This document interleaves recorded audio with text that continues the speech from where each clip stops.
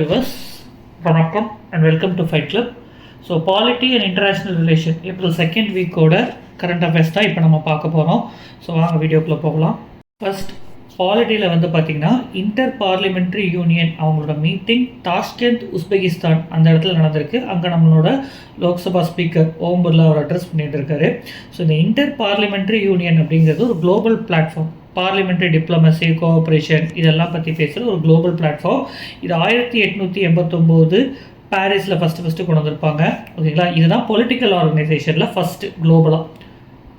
Next வந்து பார்த்திங்கன்னா இதோட ஹெட் குவார்ட்டர்ஸ் அப்படிங்கிறது ஜெனீவா சுவிட்சர்லாண்டில் இருக்கும். இந்த 3 டேட்டாவும் இம்பார்ட்டன்ட், நோட் பண்ணி வச்சுக்கோங்க. ஸோ ப்ரிசன் அதோட நிலைப்பாடு, அந்த ப்ரிசனில் இருக்கக்கூடிய விஷயங்கள்லாம் சரியில்லை அப்படின்னு சொல்லிட்டு அதை ஒரு சுவமோட்டோ கேஸாக எடுத்து நேஷ்னல் ஹியூமன் ரைட்ஸ் கமிஷன் பேசிகிட்டு இருந்தாங்க. ஸோ அதுதான் கரண்ட் அஃபேர்ஸில் வந்துருந்துச்சு. நம்ம இதில் என்ன தெரிஞ்சுக்கணும் அப்படின்னா, ப்ரிசன் அப்படிங்கிறது ஒரு ஸ்டேட் சப்ஜெக்ட். ஸ்டேட் தான் அதில் சட்டம் கொண்டு வர முடியும். ஸோ ப்ரிசன் ரிஃபார்ம்ஸ் அப்படிங்கிறது ரொம்ப நாளாகவே பேசிகிட்டு இருக்காங்க. அதில் குறிப்பாக அமித்யா ராய் பிளானல், முல்லா கமிட்டி இதெல்லாம் ரொம்ப இம்பார்ட்டண்ட்டான கமிட்டிஸ்.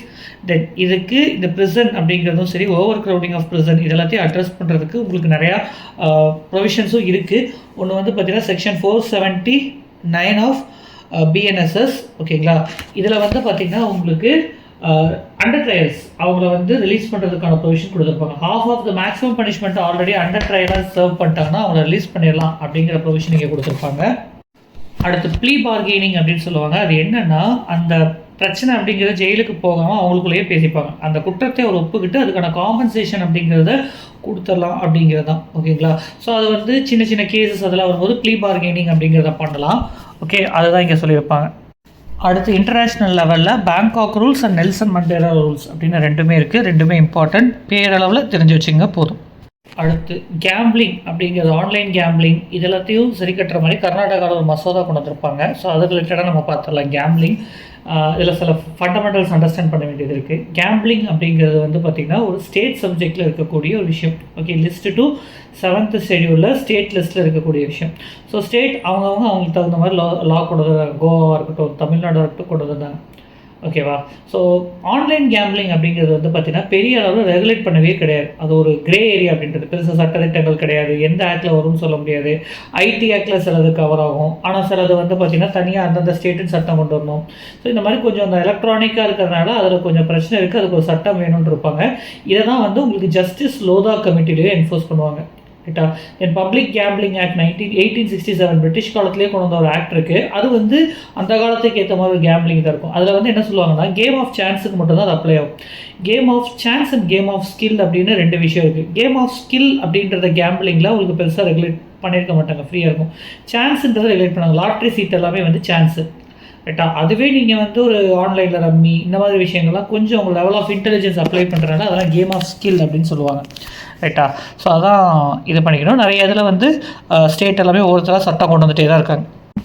அடுத்து பால்னா ஸ்கீம் அப்படிங்கிற நியூஸில் வந்துருந்துச்சு. இது வந்து ஒரு சென்ட்ரலி ஸ்பான்சர்ட் ஸ்கீம். இந்த விளையாடுற பசங்க, இந்த வீட்டில் வேலை பார்க்குறவங்களுக்கு அவங்க குழந்தைங்கள பால்வாடிஸ்ன்னு சொல்லுவோம் இல்லையா, அந்த மாதிரி ஒர்க் பண்ணுற இடத்துல க்ரீஷியஸ் சர்வீஸ் அப்படிங்கிறத கொண்டு வருது. 6 மாதத்துலேருந்து 6 வயசு வரை இந்த விஷயத்தை கொண்டு வரலாம். இது வந்து ரொம்ப world's largest child care institution அப்படின்னு சொல்லியிருக்காங்க. 17,000 அங்கன்வாடி கம் க்ரீஷியஸ் கொண்டு வரணுன்னு இருக்காங்க. ஓகேங்களா, இதில் வந்து பார்த்திங்கன்னா உங்களுக்கு இது சமர்த்தியா சப் ஸ்கீம் அப்படிங்கிறது கீழே வரும். ஓகேங்களா, ministry of women and child development இந்த ஸ்கீமை கொண்டு வந்திருப்பாங்க. ஓகேங்களா, ஸோ அதை பார்த்து வச்சுங்க. மிஷன் சக்தி அப்படின்றது கீழே தான் இந்த ஸ்கீம் இருக்குது. கெஃபே ரிஸ்தா அப்படிங்கிற ஒரு இனிஷியேட்டிவ் இது வந்து பார்த்திங்கன்னா நொய்டாவில் பண்ணியிருந்தாங்க. இது எதுக்கு அப்படின்னு பார்த்தீங்கன்னா, போலீஸ் அப்படின்னாலே ஒரு பயமாக இருக்கும். போலீஸ் அப்படிங்கிறது ஒரு இன்ட்ராக்ஷன் இல்லாத ஒரு ஸ்டீரியோ டைப் அப்படிங்கிறது ஒன்று இருக்கும். அதை உடைக்கிறதுக்காக கொண்டு வரப்பட்ட ஒரு இனிஷியேட்டிவ். இதில் வந்து போலீஸ் வந்து சாப்பிட்டுட்டு இருப்பாங்க, எல்லோரும் சாப்பிட்டு இருப்பாங்க, ஃபுட்டு நல்லாயிருக்கும், ஒரு கெஃபே மாதிரி ஒரு செட்டப். இதனால் வந்து மக்களுக்கு அந்த போலீஸ் அப்படிங்கிறது சகஜமான ஒரு பழக்கம் அப்படிங்கிறத கொண்டு வரதுக்கும் பப்ளிக் ஃப்ரெண்ட்லி ஒரு சினாரியோவும் இருக்கும் அப்படிங்கிறது தான் இந்த ஒரு இனிஷியேட்டிவ் கொண்டு வந்தாங்க. இதை எங்கே கொண்டு வந்தாங்க அப்படிங்கிறது பிலிம்ஸுக்கு யூஸ்ஃபுல். பட் அதர்வைஸ் நீங்கள் இதை மெயின்ஸில் எஸ்ஐடே யூஸ் பண்ணிக்கலாம், எத்திக்ஸ்லேயும் யூஸ் பண்ணிக்கலாம். ஸோ பஞ்சாயத் அட்வான்ஸ்மெண்ட் இண்டெக்ஸ் அப்படிங்கிற portal, BAI portal related to அப்படிங்கிற மாதிரி கேட்கலாம். இது வந்து பார்த்திங்கன்னா பஞ்சாயத்து சம்மந்தப்பட்டது. மினிஸ்ட்ரி ஆஃப் பஞ்சாயத்து ராஜ் கொண்டு வந்திருந்தாங்க. இதில் மொத்தம் வந்து பார்த்திங்கன்னா உங்களுக்கு 9 பில்லர். ஓகேங்களா, ஃபஸ்ட்டு வந்து பார்த்திங்கன்னா லைவ்லிஹுட் பஞ்சாயத்து அப்படிங்கிறது பாவர்ட்டி அண்ட் லைவ்லிஹுட். அடுத்து ஹெல்த். அடுத்து வந்து பார்த்திங்கன்னா சைல்டு ஃப்ரெண்ட்லினஸ். அடுத்து வாட்டர். அடுத்து clean and green panchayat. Then infrastructure ரிலேட்டடானது அண்ட் சோஷியலி செக்யூர்ட் அப்படிங்கிறது. அடுத்து வந்து பார்த்திங்கன்னா குட் கவர்னன்ஸ், அடுத்து விமன் ஃப்ரெண்ட்லி. இப்படி 9 பில்லர்ஸில் இதை கனெக்ட் பண்ணியிருக்காங்க. இதில் வந்து பார்த்திங்கன்னா உங்களுக்கு ஒவ்வொரு பஞ்சாயத்தும் ரேங்கிங் பண்ணியிருக்காங்க. அது நமக்கு பெருசாக சிக்னிஃபிகண்ட் இல்லை ரேங்கிங் எல்லாம்.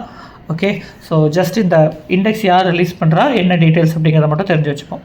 டெய்லி நியூஸ்லேயே பார்த்த ஒரு டாபிக் தான் உங்களுக்கு வந்து கர்நாடகாவோட அந்த மண்டாவி ரிவர் ப்ராஜெக்ட் அப்படிங்கிற நியூஸில் வந்துருந்துச்சு. ஸோ இப்போ இந்த மண்டோவி ரிவரை பற்றி தெரிஞ்சுப்போம். இது பீம்காட் சாங்சுரி வெஸ்டர்ன் காட்ஸில் ஆரம்பிக்குது, பெலாவி டிஸ்ட்ரிக்டில். தென் அது வந்து பார்த்திங்கன்னா கர்நாடகா, மகாராஷ்டிரா அண்ட் தென் கோவா. இது வந்து பார்த்திங்கன்னா ஃபைனலாக அரேபியன் சீல போய் கலக்குது. ஓகேங்களா, ஜுவாரி ரிவரோட ஜாயின் ஆகிட்டு தான் போய் கலக்குது. So it's a tributary of Zuari river அப்படின்னு சொல்லலாம். ஸோ இந்த மண்டோவி ரிவர் அது மகாதாயி ரிவர் டிஸ்பியூட்டுக்காக ட்ரிபியூனல் ஆரம்பிச்சிருப்பாங்க 2018. இப்போது இதில் என்ன பிரச்சனை, கோவா இவங்களுக்குள்ள அந்த பிரச்சனை போயிட்டுருக்கு. ஓகேங்களா, ஸோ இப்போ உங்களுக்கு ரிவரை பொறுத்தவரை river interstate river water dispute அப்படிங்கிறது ஆர்டிகல் 262 கவர் ஆகும். இந்த article 262 interstate river water dispute அப்படின்னு வரும்போது அதை தீர்மானிக்கக்கூடிய அதிகாரம் அப்படிங்கிறது பார்லிமெண்ட்டுக்கு மட்டும்தான் இருக்குது. சரிங்களா, ஸோ பார்லிமெண்ட் அதன் அடிப்படையில் உங்களுக்கு ட்ரிபியூனல்ஸ்லாம் வச்சுருப்பாங்க. இதில் கோர்ட் தலையிடக்கூடாது அப்படின்னு சொல்லியிருப்பாங்க. So foreign contribution regulation act அதில் சில சேஞ்சஸ் கொண்டு வந்திருக்காங்க. அதன்படி இப்போது இந்த ஃபாரின் கான்ட்ரிபியூஷன் ரெகுலேஷன் ஆக்ட் அப்படிங்கிறது சிலது முன்னாடியே அவங்க வந்து பர்மிஷன் கேட்டு இருக்குதான் அப்படின்னு சொல்லிட்டு வாங்கியிருப்பாங்க. இல்லை ப்ரையர் பர்மிஷன் அப்படின்றதுல ஃபண்டு வாங்கியிருப்பாங்க. ரைட்டா, இந்த ப்ரையர் பர்மிஷனில் வாங்கினது இப்போ 4 வருஷத்துக்கு வேலிட். ஓகேங்களா, அந்த சேஞ்ச் அப்படிங்கிறது தான் இப்போ கொண்டு வந்திருக்காங்க. ரைட்டா, இந்த ஃபாரின் கான்ட்ரிபியூஷன் ரெகுலேஷன் ஆக்ட் அப்படின்றது 1976 வந்திருக்கும். திரும்ப அது அவுடேட் ஆகிருக்கும்னு சொல்லிட்டு திரும்ப 2010 உங்களுக்கு அந்த ஆக்டை திரும்ப அதை ரிப்பீல் பண்ணிட்டு 1976 இருக்கிறத ரிப்பீல் பண்ணிவிட்டு கொண்டு வந்திருப்பாங்க. இதில் நிறைய முக்கியமான அமெண்ட்மெண்ட்ஸ் அதெல்லாமே வந்திருக்கும். ரைட்டா, இது கொஞ்சம் கான்ட்ரவர்ஷியலாக இருக்கிறது தான். அதில் வந்து பார்த்திங்கன்னா ஆதார் கட்டாயமாக இருக்கும், நீங்கள் எதுக்கு வாங்குறீங்களோ அந்த காசு தான் செலவு பண்ண முடியும். ஓகேங்களா, ஸோ ஆனுவல் ரெமிட்டன்ஸ் அப்படிங்கிறது வந்து பார்த்திங்கன்னா 10 lakh அப்படிங்கிற மாதிரிலாம் வச்சுருப்பாங்க. ஸோ இந்த மாதிரி நிறையா ரிஃபார்ம்ஸ் ஆர் அமெண்ட்மெண்ட்ஸ் எல்லாம் உள்ள கொண்டு இருப்பாங்க. இப்போ அதில் ரீசெண்டாக வந்தது என்னென்னா, நீங்கள் ப்ரையர் பர்மிஷனோட வேலிட் ப்ரையர் பர்மிஷனோட வாங்குறது உங்களுக்கு 4 வருட காலத்திற்கு யூஸ் பண்ணிக்கலாம், அதுக்கு மேலே யூஸ் பண்ண முடியாது அப்படிங்கிற ஒரு அமெண்ட்மெண்ட் ஆர் அந்த சேஞ்ச் அப்படிங்கிற ரூல்ஸை கொண்டு வந்திருக்காங்க. அதான் இந்த நியூஸ். அடுத்து ஐஆர் அப்படின்னு பார்க்குறப்போ பங்களாதேஷ் இந்தியா டிரான்ஸ்ஷிப்மெண்ட் அப்படிங்கிற நியூஸில் வந்திருக்கும். நீங்கள் பார்த்துருப்பீங்க. அது என்னென்னா, இந்தியாவில் இனிமேல் அதை நீங்கள் யூஸ் பண்ணக்கூடாது அப்படின்னு சொல்லியிருப்பாங்க. என்ன ரீசன் அப்படின்னு பார்த்தீங்கன்னா, ஒன்று முக்கியமான ஒரு ரீசன் அப்படிங்கிறது வந்து பார்த்திங்கன்னா, பங்களாதேஷ் இந்தியாவோட அதிகமாக டெக்ஸ்டைல் எக்ஸ்போர்ட் இதெல்லாம் ஒன்று பண்ணிகிட்டு இருக்குது. ப்ளஸ் இவங்க 2 பேத்துக்குள்ளே இருக்கக்கூடிய ரிலேஷன்ஷிப் அப்படிங்கிறது கொஞ்சம் ஸ்ட்ரெயின் ஆகிட்டு இருக்குது அப்படிங்கிறது தான். ரைட்டா, ஸோ இதுக்கு முன்னாடி லேண்ட் கஸ்டம் ஸ்டேஷன் அப்படின்னு ஒன்று சொல்லியிருப்பாங்க. அதை வழியாக இந்தியாவிலேருந்து அவங்க நேபாள், பூட்டான், மியான்மர் இங்கெல்லாம் அவங்க பண்ண முடியும். கார்கோலாம் ரூட் பண்ணிகிட்டு இருந்தாங்க டெல்லி, கல்கத்தாவிலேருந்தெல்லாம். ரைட்டா, இப்போ அதில் வந்து கொஞ்சம் சேஞ்சஸ் கொண்டு வந்திருக்காங்க. அதுக்கு ஒரு முக்கியமான ரீசன் அப்படிங்கிறது வந்து பார்த்திங்கன்னா, பங்களாதேஷில் இருக்கக்கூடிய ஒரு போர்ட்டை வந்து சைனாக்கு பக்கத்தில், சைனாக்கு ரொம்ப ஃபெசிலிட்டேட் பண்ணி கொடுத்துருப்பாங்க. அந்த போர்ட்டுக்கு பேர் வந்து பார்த்திங்கன்னா லால் மொனிர்ஹட் அப்படிங்கிறது. ஸோ இந்த போர்ட் ரிலேட்டட் டு அப்படிங்கிற மாதிரி கேட்கலாம். அது பங்களாதேஷில் இருக்கக்கூடிய ஒரு போர்ட். அது சைனாக்கு அவங்க லீஸ் அந்த மாதிரி சைனாக்கு ஃபேவரபுளாக பண்ணியிருந்திருப்பாங்க. அது இந்தியாவுக்கு ஒரு கன்சர்னாக இருக்கும். அதனால தான் இந்த பர்டிகுலர் மூவ் எடுத்திருந்தாங்க. தாய்வான் ஸ்ட்ரெயிட் அடுத்து வந்து பார்த்திங்கன்னா நியூஸில் இருந்துச்சு. யூஎஸோட ட்ரில் அண்ட் அது ரிலேட்டடாக நியூஸில் வந்துருந்துச்சு. தாய்வான் ஸ்ட்ரெயிட் அப்படிங்கிறத ஃபோர்மோசோ ஸ்ட்ரெயிட் அப்படின்னு சொல்லுவாங்க. ரொம்ப முக்கியமான ஒரு ஸ்ட்ரெயிட். இட் கனெக்ட்ஸ் 2 மேஜர் சீஸை கனெக்ட் பண்ணும். ஈஸ்ட் சைனா சீயும் சவுத் சைனா சீயும் கனெக்ட் பண்ணக்கூடிய ஒரு முக்கியமான ஒரு ஸ்ட்ரெயிட் அப்படிங்கிற மாதிரி சொல்லலாம். ஓகேங்களா, ஸ்ட்ராட்டஜிக்கலி வைட்டல் வாட்டர்வே, ரொம்ப இம்பார்ட்டண்ட்டான வாட்டர்வே. இங்கே ஒரு ஐலாண்ட் இருக்கும். அந்த ஐலாண்டுக்கு பேர் தான் ஃபெங்கு ஐலாண்ட் அப்படின்னு சொல்லுவாங்க. இந்த இடத்துல தான் வந்து பார்த்திங்கன்னா உங்களுக்கு குரோஷியோ கரண்ட் அப்படிங்கிறத நீங்கள் பார்க்கலாம். அடுத்து இந்தியாவுக்கும் ASEAN 10 ASEAN நாடுகளுக்கும் வந்து பார்த்திங்கன்னா உங்களுக்கு ஒரு ஃப்ரீ ட்ரேட் அக்ரிமெண்ட் இருக்கும். அதுக்கு பேர் தான் ஐடிகா. ஓகேங்களா, இந்த ஐடிகா அப்படிங்கிறது வந்து பார்த்திங்கன்னா உங்களுக்கு ஃபிசிக்கல் கூட்ஸ் அதோட ட்ரேடை கவர் பண்ணியிருக்கோம். டேரிஃப் அண்ட் நான் டேரிஃப் பேரியர்ஸ் எல்லாம் எலிமினேட் பண்ணணுன்றதுக்காக கொண்டு வந்திருப்பாங்க. 2009 கையெழுத்து போடப்பட்டிருக்கும். ஓகேங்களா, இந்தியா மீட்டிங் அப்படிங்கிற பேங்காக்கில் நடந்த மீட்டிங்கில் பண்ணியிருப்பாங்க. ஓகேங்களா, இதை ASEAN India FTA அப்படின்னு சொல்லுவாங்க. அடுத்து 10 ASEAN கண்ட்ரிஸ் இங்கே மேப்பில் காமிச்சிருக்கேன், பார்த்துக்கோங்க. மொராக் ஆக்சஸ் அப்படிங்கிற நியூஸில் இருந்துச்சு. இஸ்ரேல் அதை கம்ப்ளீட்டாக டேக் ஓவர் பண்ணிட்டாங்க. இந்த மொராக் ஆக்சஸ் அப்படிங்கிறது வந்து பார்த்திங்கன்னா ஒரு முக்கியமான ஏரியா. ஓகே, அது வந்து பார்த்திங்கன்னா உங்களுக்கு அக்ரிகல்ச்சர் லேண்ட், ரஃபா கிராசிங்க்கும் கான்யூனிஸ் அப்படிங்கிற இடத்துக்கும் நடுவில் இருக்கக்கூடியது தான் இந்த மொராக் ஆக்சஸ் அப்படிங்கிறது. இது வந்து பார்த்திங்கன்னா இஸ்ரேல் இப்போ டேக் ஓவர் பண்ணிட்டாங்க. அதனால அந்த நியூஸில் இருந்துச்சு. இந்த மொராக் ஆக்சஸ் அப்படிங்கிறது ரிலேட்டட் டு அப்படிங்கிற மாதிரி உங்கள்கிட்ட கொஸ்டின் கேட்கலாம். Thank you so much for watching this video. So polity and IR last week கூட current affairs cover ஆயிடுச்சு. கொஞ்சம் பாக்கி இருக்குது, அதுவும் இந்த வாரத்துக்குள்ளே will complete it. So please continue your support. Video நல்லா இருந்துச்சு அப்படின்னா உங்கள் ஃப்ரெண்ட்ஸ் கிட்டே சொல்லுங்கள். And thank you.